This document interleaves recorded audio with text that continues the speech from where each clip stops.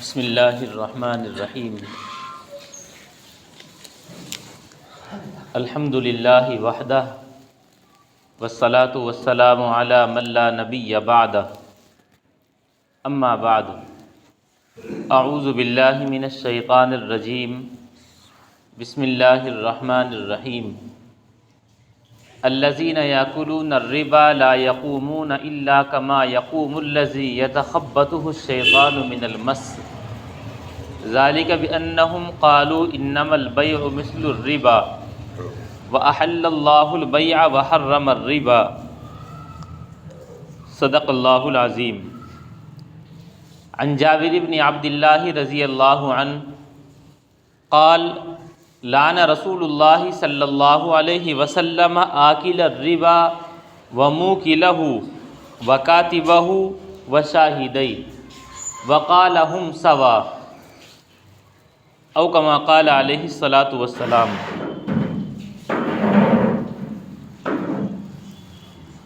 اللہ تبارک و تعالیٰ کا احسان اور کرم ہے کہ اللہ تبارک و تعالیٰ نے ہمیں ایمان کی دولت عطا فرمائی۔ اللہ تبارک و تعالیٰ ہم سب کے خالق اور مالک ہیں۔ یہ دو لفظ ایسے ہیں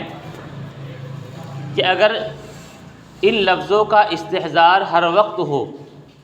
تو انسان بہت ساری برائیوں سے بچ سکتا ہے۔ اللہ تبارک و تعالیٰ ہم سب کے خالق ہیں، ہمیں اللہ تبارک و تعالیٰ نے پیدا کیا، ہم اللہ کی مخلوق ہیں، یہ ہمارا ایمان ہے۔ اب اللہ تبارک و تعالیٰ ہمارے خالق ہوئے، ہم مخلوق ہوئے، وہ جس طریقے پر ہمیں چاہیں بنا دیں، جیسا حکم چاہیں بتا دیں، ہمیں اسی طریقے پر عمل کرنا ہوگا۔ اللہ تبارک و تعالیٰ ہمارے مالک ہیں، ہم لفظ خالق، اللہ تبارک و تعالیٰ خالق ہیں، اس بات کو تو ہم سب کہتے بھی ہیں، کسی حد تک مانتے بھی ہیں۔ اللہ تبارک و تعالیٰ ہمارے مالک ہیں،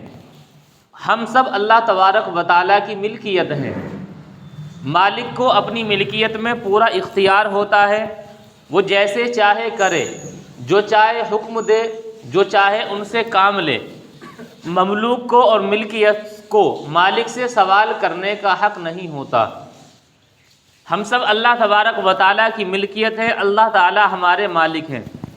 اللہ نے جس چیز کو ہمارے لیے حلال کر دیا وہ ہمارے لیے حلال ہے،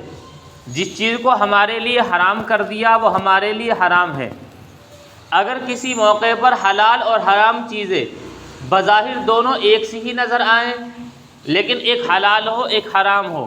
ہمیں وہاں بھی یہ حق حاصل نہیں کہ ہم دماغ لگائیں اور یہ کہیں کہ یہ جس چیز کو حلال کہا یا جسے حرام کہا دونوں ایک جیسی ہیں، یا تو دونوں حلال ہوتی یا حرام ہوتی، ہمیں یہ حق حاصل نہیں، کیونکہ یہ حق مالک کو حاصل ہے۔ مالک نے اپنی ملکیت میں تصرف کیا، اپنے مملوک کو جو حکم دیا، اب اس کی مرضی، وہ جو چاہے حکم دے، اس کو کرنا ضروری ہے۔ اس کی مثال ایسی ہی ہے جیسے ہماری چھوٹی اولاد ہو، ہم مثال کے طور سے انہیں کہیں کہ فلاں جگہ جا کر مت کھیلنا،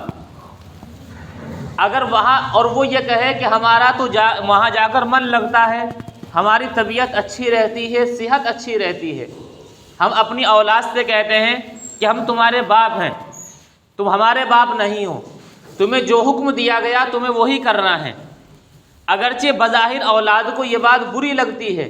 کہ ہمیں وہاں جانے سے روک دیا گیا، ہمیں وہاں کھیلنے سے منع کر دیا گیا، اور اس کا نفع نقصان اسے بڑے ہو کر پتہ چلے گا، لیکن زندگی کے اندر وہ چھوٹی اولاد ماں باپ کے حکم کے مطابق ہی چلتی ہے۔ یہی مثال ہے کہ اللہ تبارک و تعالیٰ مالک ہیں، ہم اللہ کی ملکیت ہیں،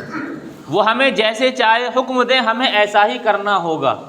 وہ بات ہماری سمجھ میں آئے تو ٹھیک، نہ سمجھ میں آئے تو بھی ٹھیک، ہمیں اللہ کے حکم کے مطابق ہی زندگی گزارنی ہوگی۔ اللہ تبارک و تعالیٰ کے جو احکام ہم سے متعلق ہوتے ہیں، چاہے وہ فرائض، واجبات یا نہیں، حرام، حلال، ہر کسی بھی طرح کے ہوں، وہ شرعی احکام ہیں۔ ہمیں جن چیزوں کا حکم دیا گیا انہیں کرنا ہے، جن چیزوں سے روکا گیا ان سے رکنا ہے۔ جن چیزوں سے روکا گیا ہے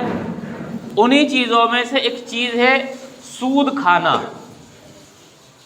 سود کھانے سے روکا گیا، منع کیا گیا، اور بڑی شدت کے ساتھ منع کیا گیا۔ اللہ کے نبی صلی اللہ علیہ وسلم نے خود اس کے متعلق بڑی شدید احادیث بیان فرمائی، اور خود قرآن کریم کی آیات کی تصریح موجود ہے کہ ان کی حرمت کس قدر سخت ہے۔ اللہ کے نبی صلی اللہ علیہ وسلم نے جب سود کی حرمت کا اعلان فرمایا اور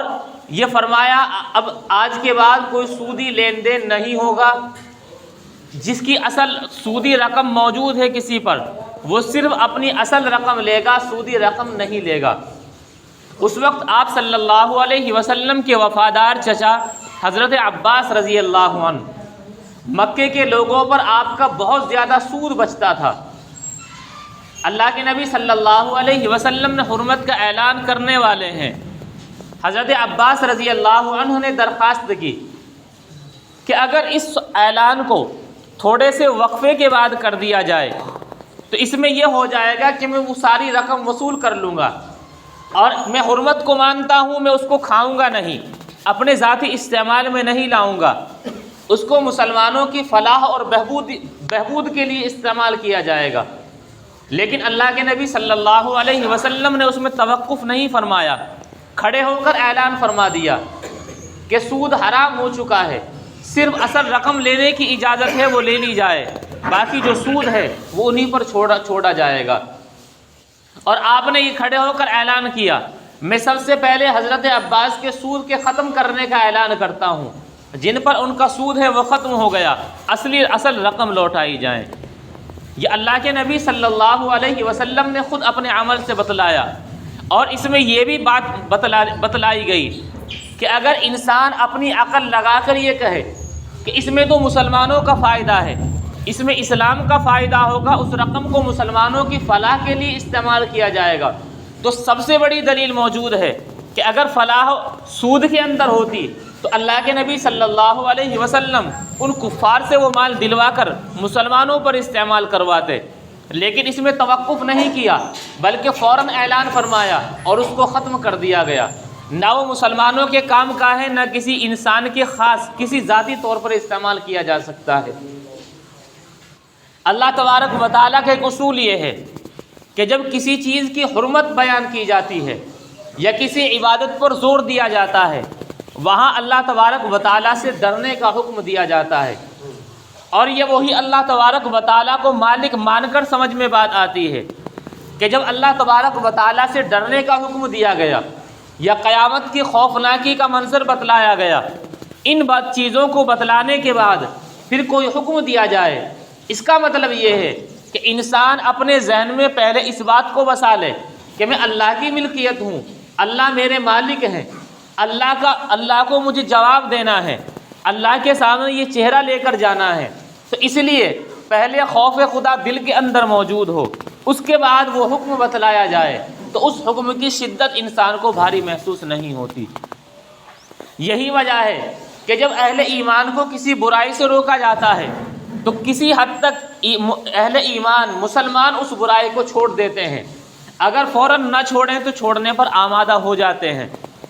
اور اگر اتنا بھی نہیں تو اس کو دل میں برا تو سمجھتے ہی ہیں، بالمقابل کفار کے کہ اگر کہا جائے کہ یہ چیز غلط ہے تو اس میں ہزار راستے بتلانے کی کوشش کی جاتی ہے۔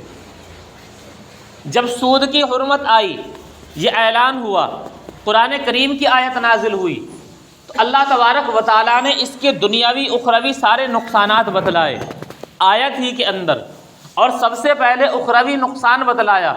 تاکہ انسان کے پیش نظر یہ ہونا چاہیے کہ دنیا کی زندگی چند روزہ ہے اور آخرت کی زندگی وہ ہمیشہ ہمیش رہنے والی ہے، کبھی ختم نہیں ہوگی۔ اس لیے جو زندگی کبھی ختم نہیں ہوگی، جب اللہ تبارک و تعالیٰ کے سامنے پیشی ہوگی،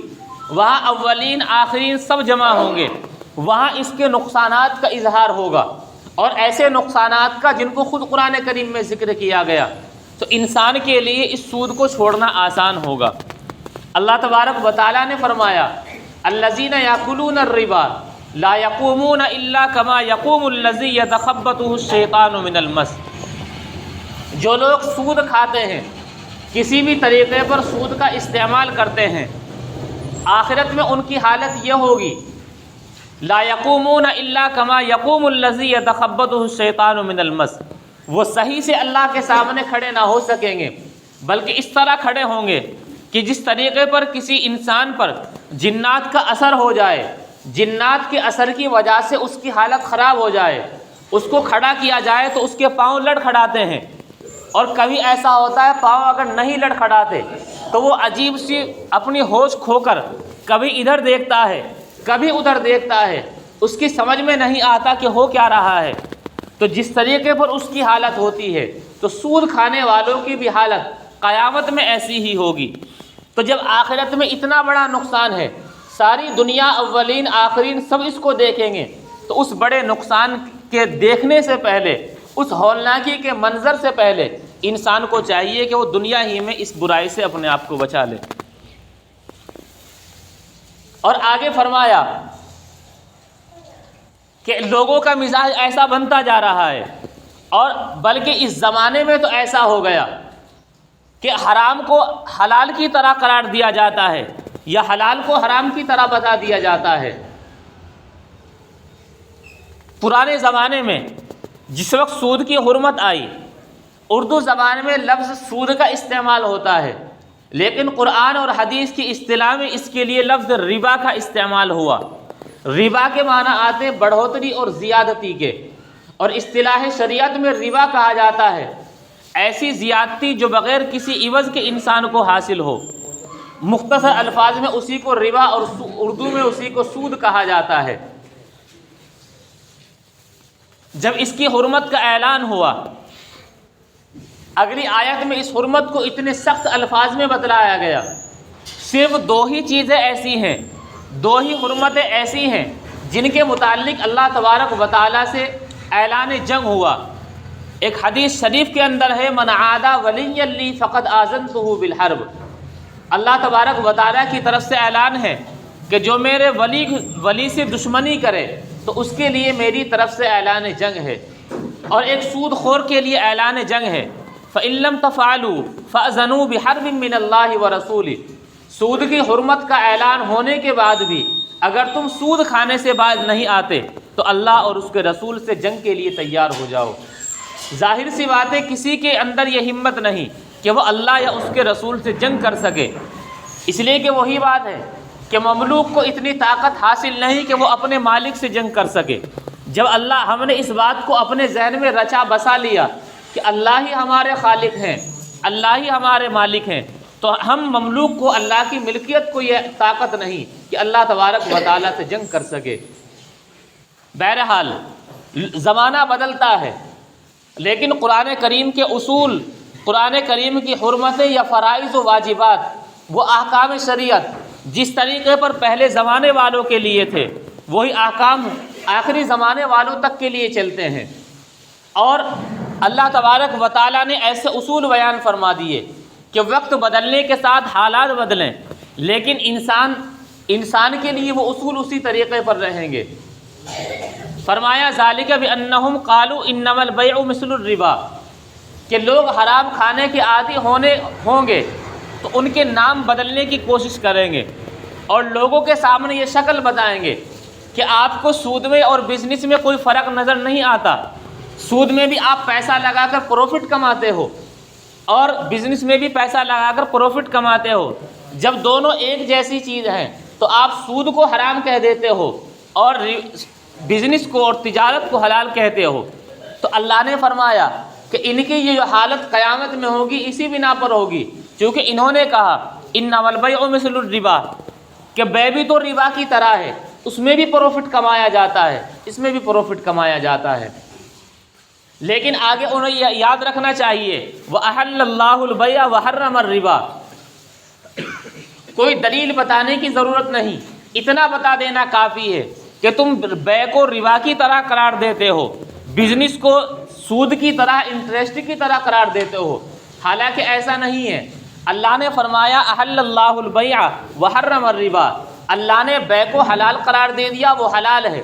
جب بے حلال ہے تو اس سے ہونے والے منافع اور اس سے ہونے والا فائدہ وہ سب حلال ہوگا۔ وحرم الربا، اللہ نے ربا کو اور سود کو حرام قرار دے دیا۔ جب سود حرام ہے تو سود کا ایک پیسہ بھی حرام ہے اور سود کا پورا کاروبار بھی حرام ہے۔ آگے فرما دیا یہ اللہ کی طرف سے نصیحت ہے، فمن جاءہ موعظۃ من ربہ فانتہی فلہ ما سلف، جس کے پاس اس کے رب کی طرف سے نصیحت آ گئی، یہ پیغام حرمت کا سود کا آ گیا، فانتہی، اب اسے رک جانا چاہیے، اور وہ مسلمان ہونے کے ناطے رک بھی گیا، فلہ ما سلف، اس کے لیے اتنا لینے کی اجازت ہے، اسے اتنا ہی لے لینا چاہیے جو اس کی اپنی اصل رقم جا چکی تھی، جو جا چکی اس کو لے سکتا ہے، اس کے اوپر سود نہیں لے سکتا۔ ومن عاد، اس کی حرمت کا پتہ لگ جانے کے بعد آدمی پھر دوبارہ سود لیتا ہے، فرما دیا فاولئک اصحاب النار، یہی لوگ تو جہنمی ہیں، ہم فیہا خالدون، یہ جہنم میں ہمیشہ ہمیشہ رہیں گے۔ اس حرمت کے اعلان سے پہلے بھی قیامت کا ایک منظر بتلایا گیا کہ آخرت میں ایسا منظر ہوگا کہ انسان ہوش و حواس کھو کر کھڑا ہوگا، لڑکھڑاتا ہوگا، اور آیت کی آخر میں پھر سزا بتلائی گئی کہ اگر سود کی حرمت کا پتہ چلنے کے بعد پھر بھی سود لیتا ہے، فرمایا فاولئک اصحاب النار ہم فیہا خالدون، یہی لوگ جہنمی ہیں، وہ ہمیشہ ہمیشہ اس میں رہیں گے۔ لیکن انسانوں کا ذہن ہوتا ہے کہ اگر ایک بار مال کی ہوس ذہن میں گھس جائے تو پھر کوشش رہتی ہے کہ کسی بھی طریقے پر مال ملے، جہاں سے ملے، جتنا ملے انسان لے لے۔ خود اللہ کے نبی صلی اللہ علیہ وسلم نے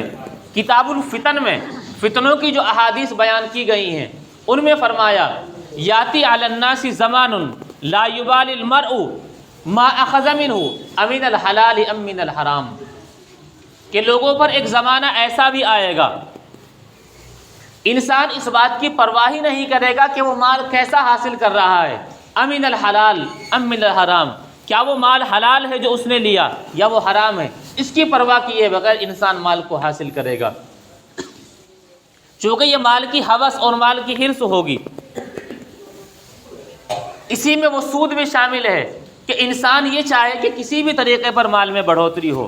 اللہ تبارک و تعالیٰ نے فرما دیا یمحق اللہ الربا ویربی الصدقات، اللہ تعالیٰ سود کو مٹا دیتے ہیں، سود کو ختم کر دیتے ہیں، بلکہ دوسری جگہ صراحت سے فرمایا وما آتیتم من ربا لیربوا فلا یربو عند اللہ، کہ جو تم سود لیتے ہو اور یہ چاہتے ہو کہ یہ سود کا مال لیا ہوا بڑھے گا، فلا یربو عند اللہ، وہ اللہ کے یہاں بڑھتا نہیں ہے۔ نتیجہ یہی ہوتا ہے بظاہر 1 لاکھ دے کر 1.5 لاکھ 2 لاکھ حاصل اگر انسان نے کر بھی لیے تو نتیجہ یہ ہوگا کہ وہ جو کچھ اوپر کا حاصل کیا تھا وہ اصل مال کو بھی لے کر چلا جائے گا۔ وقفے وقفے سے اس طرح کی چیزیں سامنے آتی ہیں کہ انسان نے سودی کاروبار کھلم کھلا شروع کیا تو اس کی اصل رقم بھی ضائع ہوتی چلی گئی۔ یہ وقفے وقفے سے دیکھنے میں آتا ہے کیونکہ قرآن کریم نے صاف فرما دیا وما آتیتم من ربا لیربوا فلا یربو عند اللہ، جو تم سود حاصل کرتے ہو، سود لیتے ہو اور یہ سمجھتے ہو کہ یہ مال بڑھے گا تو وہ اللہ کے یہاں بڑھتا نہیں ہے۔ جب اللہ کے یہاں نہیں بڑھتا تو وہ کہیں بھی نہیں بڑھتا، وہ ختم ہو جاتا ہے۔ اور جس زکوٰۃ اور جس صدقے کو یہ سمجھتے ہو کہ اصل مال میں کمی ہوتی جا رہی ہے، یہ تو مال گھٹ رہا ہے، اللہ تعالیٰ نے فرما دیا وہ گھٹتا ہی تو نہیں ہے۔ اس وقت آپ کو نظر آ رہا ہے کہ یہ مال گھٹ رہا ہے، لیکن حقیقت میں وہ مال گھٹتا نہیں ہے، چونکہ اللہ نے یہ وعدہ کیا، یہ اعلان فرمایا یمحق اللہ الربا ویربی الصدقات، اللہ تعالیٰ ربا کو اور سود کو تو مٹا دیتے ہیں، اصل مال بھی مٹتا ہے، ورنہ برکت تو ہمیشہ ہمیشہ اس کی مٹتی ہی ہے۔ ویربی الصدقات، اللہ تبارک و تعالیٰ صدقات کو بڑھاتے ہیں، صدقات کو بڑھاتے ہیں، چونکہ احادیث شریف کے اندر فرمایا گیا کہ جس مال کی صحیح زکوٰۃ ادا کر دی جائے تو اللہ تبارک و تعالیٰ خود اس کی حفاظت فرماتے ہیں۔ اب جس کی حفاظت اللہ تبارک و تعالیٰ فرمائے اس مال میں کوئی نقصان نہیں پہنچا سکتا، وہ مال کبھی انسان کا ضائع نہیں ہو سکتا۔ بظاہر لگے کہ میرا مال یہ ختم ہو گیا، لیکن اس کے پیچھے اللہ تبارک و تعالیٰ کی مصلحت بھی سمجھنی چاہیے کہ ہو سکتا ہے کوئی ایسی بڑی مصیبت آ رہی تھی کہ جو میرے سب کچھ چیز کو برباد کر سکتی تھی اللہ نے تھوڑے پر ہی ٹال دیا۔ تو یہ اسی کی برکت ہے، اسی صدقات کی برکت ہے جس کا اللہ نے وعدہ کیا کہ اللہ تعالیٰ اسے بڑھاتا ہے۔ واللہ لا یحب کل کفار اثیم، اللہ تبارک و تعالیٰ کفار، احکام شریعت کا انکار کرنے والا، عظیم گناہ گار، اللہ تبارک و تعالیٰ ان لوگوں کو پسند نہیں فرماتا۔ یہ سود کی حرمت کا اعلان قرآن کریم کے اندر فرمایا گیا، اور اس کے متعلق اعلان فرمائی فَإِن لَّمْ تَفْعَلُوا فَأَذَنُوا بِحَرْبٍ مِّنَ اللَّهِ وَرَسُولِهِ، اگر تم سود لینے سے باز نہیں آئے تو اللہ اور اس کے رسول سے جنگ کے لیے تیار ہو جاؤ۔ وَإِن تُبْتُمْ فَلَكُمْ رُءُوسُ أَمْوَالِكُمْ، اہل ایمان سے امید کی جا سکتی ہے کہ وہ کسی چیز کی برائی معلوم ہونے کے بعد اس سے توبہ کر لیں، اس سے باز آ جائیں۔ فرمایا فَإِن تُبْتُمْ، اگر تم توبہ کر لو، اس سے رک جاؤ، فَلَكُمْ رُءُوسُ أَمْوَالِكُمْ، تمہیں تمہارا اصل مال ملے گا، تمہارے لیے وہ اصل مال لینا حلال ہے۔ لا تظلمون ولا تظلمون، نہ تم دوسروں پر ظلم کرو گے کہ سود کو لے کر ان کا مال گھٹاؤ، نہ تمہارے اوپر ظلم کیا جائے گا۔ لا تظلمون ولا تظلمون، یہ احکام شریعت ہیں، یہ اسلامی نظام ہے کہ ہر انسان کی رعایت کی گئی۔ آگے فرمایا وَإِن كَانَ ذُو عُسْرَةٍ فَنَظِرَةٌ إِلَىٰ مَيْسَرَةٍ، قرض دیتے ہوئے آپ کو یہ کھٹکا ہوا تھا کہ یہ آدمی تمہارا مال نہیں دے گا، آپ نے سوچا سود لگا دیا جائے، یہ اسلامی حکم نہیں، بلکہ اسلامی حکم یہ ہے کہ آپ نے جسے قرض دیا ہے وَإِن كَانَ ذُو عُسْرَةٍ، اگر وہ تنگ دست ہے، فَنَظِرَةٌ إِلَىٰ مَيْسَرَةٍ، اس کے حالات بہتر ہونے تک اسے اور ڈھیل دے دی جائے، یہ اسلامی حکم دیا گیا۔ لیکن سود سے باز رہنے کا ہر جگہ حکم دیا گیا۔ جتنے بھی مذاہب دنیا کے اندر موجود ہیں، بالخصوص وہ مذاہب جو اپنے آپ کا اس بات کا دعویٰ کرتے ہیں کہ ہمارا مذہب اور ہماری شریعت آسمانی ہے، ان تمام مذاہب کا متفقہ فیصلہ سود کے حرام ہونے کا ہے۔ کوئی مذہب دنیا کا سود کو حلال نہیں کہتا، چاہے مذہب کے ماننے والے سود کو کھاتے ہوں اور سود کو رواج دیتے ہوں، لیکن کوئی اس کو حلال نہیں کہتا۔ اور اللہ کے نبی صلی اللہ علیہ وسلم نے احادیث مبارکہ کے اندر اس کی حرمت بیان اس طرح فرمائی، لعن آکل الربا وموکلہ وکاتبہ وشاہدی، اللہ نے سود کھانے والے پر بھی لعنت فرمائی کہ وہ سود کھاتا ہے، لوگوں کو پیسہ دیتا ہے، سود ان سے وصول کرتا ہے، وموکلہ، سود کھلانے والے پر بھی لعنت فرمائی۔ سود کھلانے کا مطلب یہ نہیں کہ میں نے سود کا پیسہ وصول کیا، 10 آدمیوں کی دعوت کر دی، انہیں سود کھلا دیا۔ سود کھلانے میں یہ شامل ہے کہ میں نے خامخواہ لون لیا اور میں خامخواہ اس کی قسطیں بھر رہا ہوں، میں نے 2 لاکھ کا لون لیا تھا، میں 2.5-3 لاکھ روپے خامخواہ کی قسطیں بھر رہا ہوں، تو میں اپنی طرف سے سود کا پیسہ دے رہا ہوں۔ فرمایا یہ سود کھلانے والا ہے۔ وکاتبہ، آپریٹر جو اس کو لکھ رہا ہے کہ میں اس سودی معاملات کو میں لکھ رہا ہوں، 2 آدمیوں کے درمیان اس جگہ بیٹھ کر سودی معاملہ طے پایا، وشاہدی، اس کے گواہ بن رہے ہیں۔ فرمایا ان تمام پر اللہ تبارک و تعالیٰ نے لعنت فرمائی ہے۔ اور آگے اللہ کے نبی صلی اللہ علیہ وسلم نے فرمایا وقال ہم سوا، گناہ کے اندر یہ سارے کے سارے برابر ہیں۔ کھانے والا تو ہم یہ سمجھتے ہیں وہی گناہ کے اندر شامل ہے، یہ سارے کے سارے اگر اس کو منع کر دیتے، سود دینے والا نہ دیتا، منع کر دیتا تو یہ نہ کھاتا، اور لکھنے والا منع کر دیتا کہ اللہ نے مجھے اور طریقے دیے ہیں، میں اور طریقے سے پیسہ کما سکتا ہوں، اس طرح نہیں، تو ہو سکتا ہے وہ اس کی سختی کی وجہ سے اس سے باز آ جاتا۔ تو فرمایا ہم سوا، کہ یہ سارے کے سارے گناہ کے اندر برابر ہیں۔ اللہ کے نبی صلی اللہ علیہ وسلم نے دوسری جگہ ارشاد فرمایا لن يدخل الجنة لحم نبت من سحت،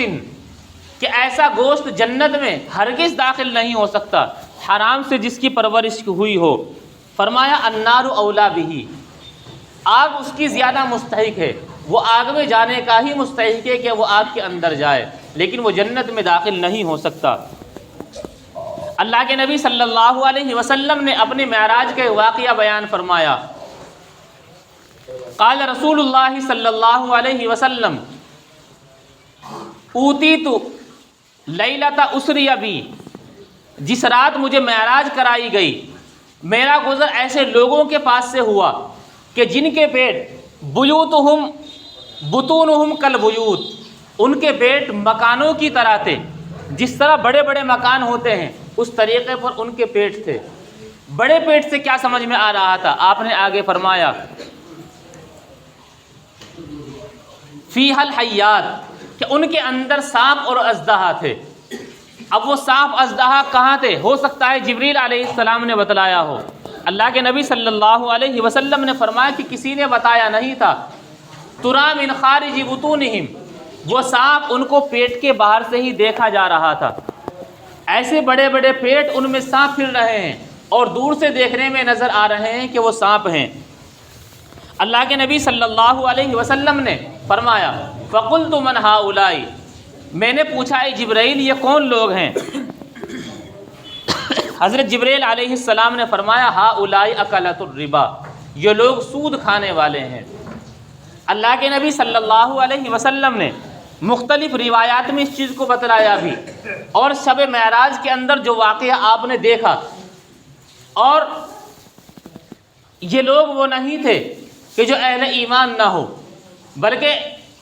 روایات کے بعض الفاظ میں یہ ہوگا من امتی کا، یہ تو آپ کی امت میں سے ہی لوگ ہیں، یعنی یہ سب اہل ایمان ہیں، کہ اہل ایمان ہونے کے باوجود جو سود کھاتے تھے اللہ تبارک و تعالیٰ نے یہ سزا دی کہ ان کے پیٹ ایسے بڑے کر دیے گئے کہ ان میں سانپ اور اژدہے پھر رہے ہیں۔ اللہ تبارک و تعالیٰ نے، اللہ کے نبی صلی اللہ علیہ وسلم نے فرمایا الحلال بین والحرام بین وبینہما مشتبہات، کہ جو حلال چیزیں ہیں وہ بھی ظاہر ہیں، جو حرام چیزیں ہیں وہ بھی ظاہر ہیں، ان کے درمیان مشتبہ چیز ہیں۔ انسان، جو آدمی ان مشتبہ چیزوں سے بچ گیا، اس نے اپنے دین اور عصمت وغیرہ ہر چیز کو محفوظ کر لیا۔ یہ جو سود ہے یہ انہی حرام چیزوں میں سے ہے کہ جو بالکل بین اور واضح ہے۔ اس لیے ہمیں کوشش کرنی چاہیے کہ ہم اپنی زندگی کے اندر حلال کمائیں، حلال کھائیں، اپنی اولادوں کو بھی حلال کھلائیں، اس لیے کہ قیامت میں ایک سوال ہوگا من مالہ عن مالہ من این اکتسبہ وفیما انفقہ۔ جب بندہ اللہ کے سامنے کھڑا ہوگا مال کے متعلق سوال ہوگا من این اکتسبہ وفیما انفقہ، مال کہاں سے کمایا تھا، کہاں خرچ کیا، اس کا بھی جواب دینا ہے۔ اللہ تبارک و تعالی ہم سب کو سود کی برائی اور اس کی لعنت سے محفوظ فرمائے۔ وآخر دعوانا الحمدللہ۔